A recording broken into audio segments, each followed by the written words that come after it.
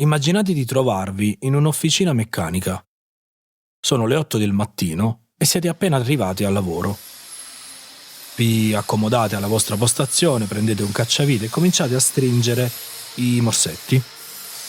La vostra attenzione è concentrata sulle viti da fissare quando, improvvisamente, senza alcun preavviso, un pesante trasformatore che giaceva immobile da ieri su un tavolo accanto a voi inizia a muoversi, per poi sollevarsi e schiantarsi a qualche metro di distanza. Poco dopo è la volta di un telefono cellulare lasciato su una scrivania da un collega che viene lanciato per aria, percorrendo una lunga traiettoria prima di cadere a terra. Ora, immaginate di vivere quotidianamente esperienze simili, giorno dopo giorno, per quasi 2 anni. Come reagireste se l'inspiegabile diventasse parte della vostra quotidianità? Probabilmente è la domanda che si sono posti i protagonisti di questa vicenda, che ebbe luogo tra il 2008 e il 2010 in una grande officina meccanica di Cagliari. Qui iniziarono a verificarsi fenomeni straordinari quanto inquietanti, difficili da comprendere e da spiegare. Cavi elettrici, fissati saldamente nelle morsettiere, si sfilavano misteriosamente, mentre altri, invece, si attorcigliavano da soli in grovigli impossibili. Isolanti che si sgretolavano, pezzi che si staccavano e si carbonizzavano, le apparecchiature elettriche ed elettroniche subivano danni così gravi da ammontare a milioni di euro. E che dire degli oggetti metallici, anche di notevole peso, che sembravano muoversi da soli o spiccare il volo.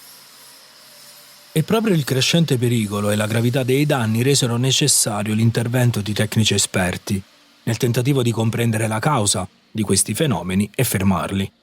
Gli eventi continuarono per tutto il 2009 e parte del 2010, lasciando dietro di sé numerose testimonianze, tra cui incredibili filmati che documentavano l'inspiegabile. Ma cosa si nascondeva davvero dietro questi fenomeni? Quell'officina è stata davvero teatro di eventi fuori dall'ordinario? Questa storia potrebbe sembrare più tecnica rispetto alle altre, ma ho voluto condividerla con voi per una ragione che vi svelerò più avanti. Questo è il caso dell'estranea anomalia di Cagliari. Io sono Enzo Barone e vi do il benvenuto a Cronache dall'altro mondo, un podcast di paranormale.com. Per segnalare un caso o condividere un'esperienza inspiegabile, puoi inviare un messaggio vocale tramite Telegram usando il link in descrizione. Alla fine dell'episodio potrebbero esserci contenuti extra. Buon ascolto.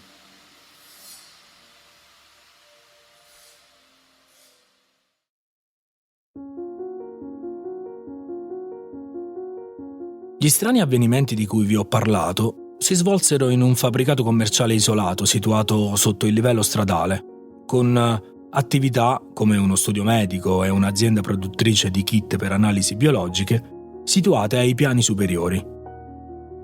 L'officina occupava una parte dell'edificio e si affacciava su 2 pareti perimetrali, confinando con un ampio androne. La terza parete dava su un magazzino di un altro negozio, mentre la porta d'ingresso si apriva direttamente su un cortile. All'interno, l'officina era equipaggiata con 4 stazioni di lavoro a controllo numerico e una serie di macchinari convenzionali, tra cui torni, presse, frese e tutti gli strumenti necessari per lavori meccanici di precisione. L'ambiente quindi era suddiviso in 2 ampi spazi rettangolari per un totale di circa 400 metri quadri. Inizialmente, i proprietari dell'officina sospettarono che i fenomeni fossero causati da un malfunzionamento elettrico e presentarono una causa contro l'Enel. Sebbene l'ipotesi di un'anomalia elettrica sembrasse inizialmente la più plausibile, le indagini sulla qualità dell'energia elettrica condotte da Enel, dal Dipartimento di Ingegneria Elettrica ed Elettronica dell'Università di Cagliari e da una ditta privata specializzata, non rilevarono alcun problema significativo. Le misurazioni confermarono una fornitura di energia sostanzialmente regolare, con soltanto lievi cali di tensione e brevi sovratensioni. Tuttavia, è interessante notare che nessuna delle prime indagini riuscì a individuare la causa dei fenomeni che si verificarono anche durante la presenza degli operatori e che nei rapporti finali non vennero fatte ipotesi sulle cause.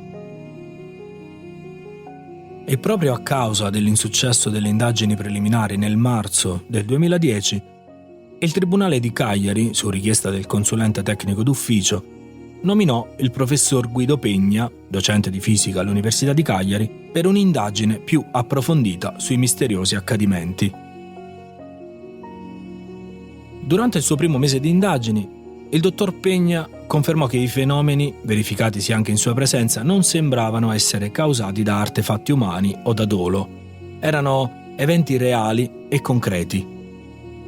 I fenomeni, riportati dai testimoni e rilevati anche dal professor Pegna, possono essere suddivisi in 3 categorie principali. La prima riguarda i guasti ai dispositivi elettrici ed elettronici, tra cui danni lievi ma ripetitivi come cavi che si sfilano e componenti bruciati, e danni gravi con la distruzione di intere apparecchiature. A registrare danni significativi furono numerose schede elettroniche all'interno di apparecchiature di vario tipo che vennero danneggiate irreparabilmente. Un episodio curioso, ad esempio, riguarda l'espulsione di numerosi relè che vennero lanciati a distanza nonostante fossero fissati saldamente alle loro guide. Non meno strani furono i casi in cui dispositivi non collegati alla rete elettrica, come telefoni cellulari, videocamere e telecamere, smettevano di funzionare o venivano lanciati da una parte all'altra. Ma ciò che mi ha colpito maggiormente è stato un video in cui un telefono cellulare appariva inaspettatamente nell'inquadratura, per poi volare attraverso l'aria e schiantarsi contro un grosso macchinario metallico. La seconda categoria riguarda il movimento e la deformazione di oggetti metallici. Numerosi oggetti, di vario spessore, venivano trovati spostati dalle loro sedi e alcuni si deformavano irrimediabilmente. Il professor Pegna condusse esperimenti in cui inserì tondini e tubi metallici isolati, ma anche questi venivano poi spostati o deformati in modi che sfidavano qualsiasi spiegazione logica. Un altro fenomeno curioso riguardò i fusibili. Alcuni di essi risultarono danneggiati nell'involucro ceramico, ma mai nel filamento metallico interno, un fatto che non trovò alcuna spiegazione razionale. La terza categoria riguarda gli eventi più pericolosi, ossia il volo degli oggetti. Verso la fine del 2009, infatti, gli oggetti volanti divennero più violenti e imprevedibili. Alcuni oggetti di peso considerevole, come uno chassis in alluminio da circa 10 kg, furono visti volare per circa 4-5 metri, schiantandosi contro un altro macchinario.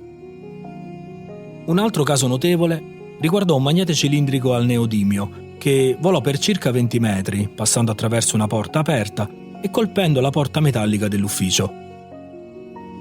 Ma, nonostante gli sforzi dei consulenti di parte, le loro relazioni non sembravano offrire una spiegazione soddisfacente alla luce di quanto osservato.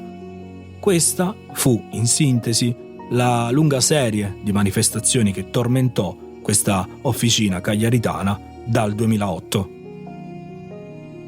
I primi test messi in atto dal professor Pegna furono concepiti esclusivamente per mettere in evidenza la presenza di campi magnetici impulsivi, senza però effettuare misure precise. La pericolosità dei fenomeni, la loro violenza e il fatto che tutti gli strumenti di registrazione audio e video venissero danneggiati immediatamente rendevano particolarmente difficile qualsiasi procedura sperimentale di indagine. Dopo aver constatato che tutte le telecamere utilizzate fino a quel momento erano state danneggiate, il professor Pegna fece costruire 2 scatole di ferro con pareti spesse 10 mm, all'interno delle quali collocò 2 videocamere e le relative batterie, garantendo così un'intera giornata di autonomia per la registrazione. Tuttavia, nonostante le videocamere fossero rimaste in funzione ininterrottamente per circa un mese e nonostante si fossero verificati numerosi eventi di volo durante questo periodo, nessuno di essi fu mai registrato. Per ottenere registrazioni costanti e accurate, fu costruita una gabbia di Faraday abbastanza grande da contenere la strumentazione, alimentata da un sistema completamente indipendente in modo da schermare i campi elettrici senza interferire con quelli magnetici. E questa soluzione si rivelò essere la svolta nelle indagini. Grazie a un'antenna filare posizionata all'esterno della gabbia, l'oscilloscopio riuscì finalmente a captare un segnale significativo della durata di 12 microsecondi che confermava l'esistenza di un fenomeno anomalo. Tuttavia, accadde qualcosa di determinante.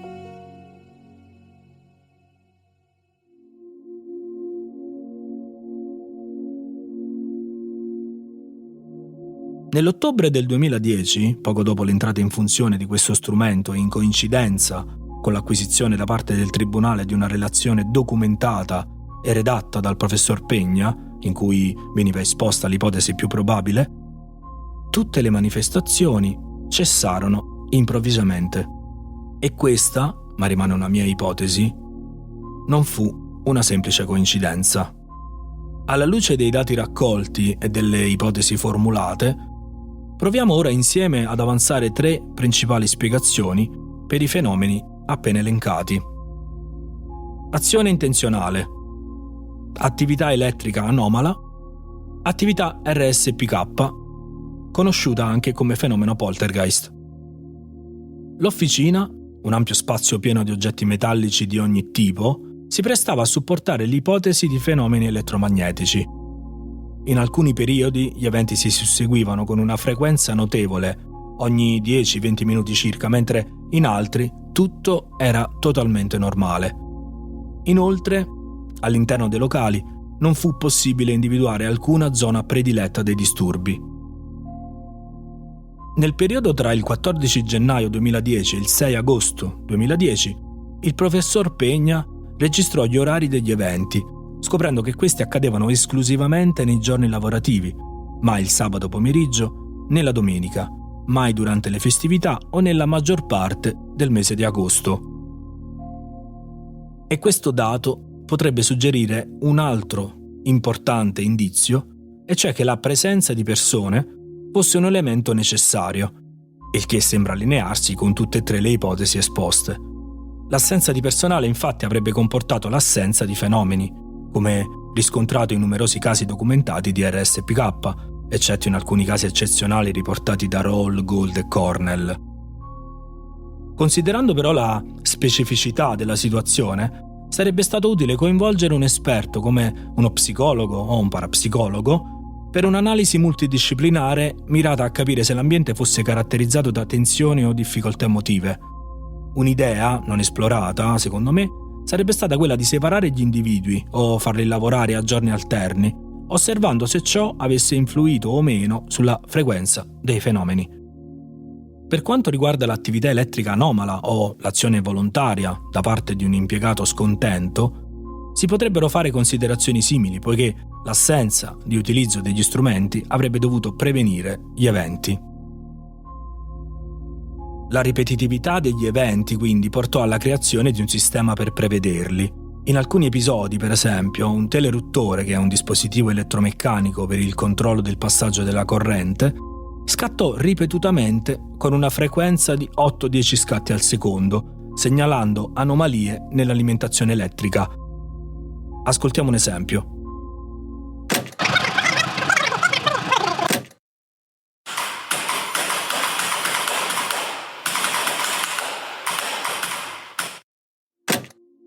A partire da quel momento furono installati teleruttori spia, collegati costantemente alla rete, in modo da attivare una sorta di preallarme che segnalasse l'imminenza dei fenomeni. Ma ora è giunto il momento di tirare le somme e cercare di comprendere cosa sia realmente accaduto in quell'officina per ben 2 anni. Fin dall'inizio di questa vicenda ho avuto la tendenza a interpretare questi eventi come il risultato di un'anomalia elettromagnetica rara o sconosciuta, soprattutto per la totale assenza di quelle caratteristiche che normalmente si associano agli episodi di poltergeist. In effetti quest'ultimo è l'unico fenomeno che potrei considerare simile a quanto accaduto, ma solo per l'assenza di elementi spiritici che, rendono improbabile una connessione di questo tipo. Come sottolineato anche dal professor Peña nella sua relazione, nella vita quotidiana i fenomeni descritti non solo sono assenti, ma ci si può ragionevolmente aspettare che non possano mai verificarsi, poiché ciò minerebbe le stesse fondamenta su cui si basa la nostra comprensione della realtà. Testimoniare oggetti volanti nel proprio luogo di lavoro o nella propria casa non è un'esperienza con cui siamo abituati a confrontarci e la scarsa preparazione, la presenza di persone non qualificate e le indagini frettolose possono certamente portare a conclusioni errate. Con questo episodio, quindi, ho voluto sottolineare come eventi straordinari come questo possono essere interpretati in modi diversi. Chi, come i tecnici intervenuti, ha assistito e testimoniato gli eventi, non è però riuscito a fornire una spiegazione sulle loro origini. E allora, cosa accadde veramente in quell'officina? La ricerca della causa di eventi come quello che ho raccontato rappresenta una sfida straordinaria. Eventi di questa natura, con comportamenti apparentemente casuali, sfidano la nostra comprensione della realtà. Tuttavia, è fondamentale riconoscere che esistono fenomeni eccezionali, anzi rarissimi, che possono irrompere nel nostro mondo in modo del tutto inaspettato. Il professor Peña è chiaro su questo punto, convinto di aver individuato proprio uno di questi fenomeni. L'ipotesi più probabile, quindi, possiamo trovarla in un fenomeno noto come ferrorisonanza, che, secondo il professor Peña, sarebbe la causa principale di tutte le misteriose anomalie vissute nell'officina. La ferrorisonanza è un fenomeno raro e poco conosciuto, ma ci sono alcuni segnali che possono aiutare a identificarlo. Si parla ad esempio di ronzii provenienti dai trasformatori, brevi interruzioni di corrente e in alcuni casi scintille o piccole fiamme provenienti da dispositivi elettrici. Questo fenomeno si verifica più facilmente quando i trasformatori sono collegati a lunghi cavi sotterranei a media tensione, proprio come quelli dell'officina in questione. Inoltre, il fatto che questi eventi si verificassero solo in determinati momenti e non coinvolgessero le attività vicine suggerisce che fossero legati esclusivamente all'impianto elettrico di quell'officina. Nonostante la fine dei fenomeni coincida con la pubblicazione della relazione tecnica al tribunale e nonostante il professor Peña abbia individuato quello che sembra essere la causa principale, alcuni aspetti rimangono ancora oggi avvolti nel mistero. Tra questi si possono citare gli attorcigliamenti di spire di rame sottile, le piegature intricate di grucce di ferro d'acciaio e di astine metalliche, gli schiacciamenti di lattine di alluminio e fusibili, i distacchi dei cavi dalle morsettiere e curiosamente il fatto che una grossa treccia di rame non venne interessata dai fenomeni. Anche il comportamento degli oggetti metallici in volo solleva degli interrogativi perché solo alcuni venivano scelti. Un episodio emblematico, ad esempio, riguarda una scatola contenente numerosi piccoli oggetti identici, dalla quale però solo uno si librò nell'aria, lasciando gli altri intatti, un enigma che ancora oggi resta senza spiegazione. Come sottolineato nella relazione, questo caso potrebbe essere stato talmente complesso da non essere completamente analizzabile. I fenomeni cessarono definitivamente nell'ottobre del 2010. L'ipotesi della ferrorisonanza, quindi, sembra la più plausibile. Va notato che non esistono casi documentati che descrivano fenomeni di tale portata così vasti e violenti. In definitiva, la soluzione al mistero appare ancora parziale e lontana dalla completa comprensione.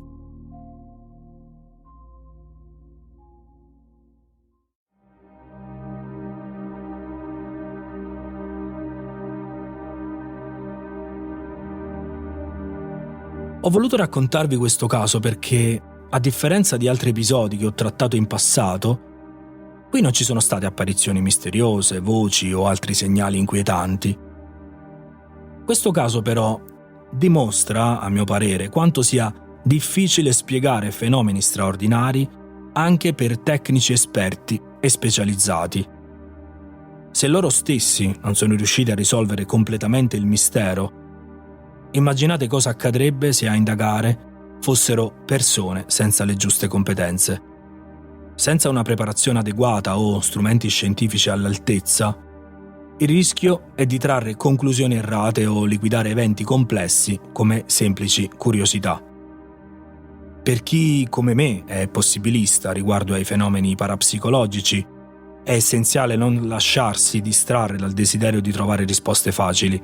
La ricerca della verità deve essere sempre condotta con un approccio attento e basato su analisi approfondite e osservazioni accurate. Ed è per questo che è fondamentale adottare un metodo di indagine serio e ben strutturato, specialmente quando ci si trova di fronte a fenomeni che sfidano la logica e la nostra comprensione della realtà.